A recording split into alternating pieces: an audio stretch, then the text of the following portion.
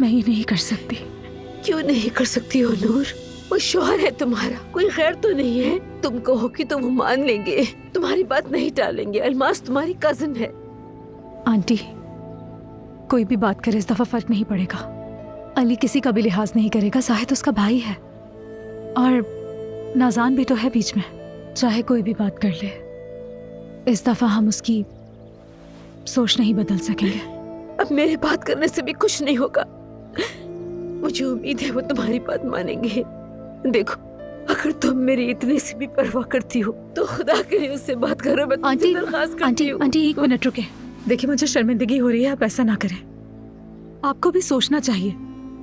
हमने हर दफा अलमास की गलतियों पे पर्दा डालकर उसे बचाया है। यही वजह है वो सुधर भी नहीं रही। इस दफा उसे सजा मिलने दें, छोड़ दें। कोई सबक नहीं सीखा उसने आज तक, वो सीख जाएगी। आजमाइश आने दें उस पर।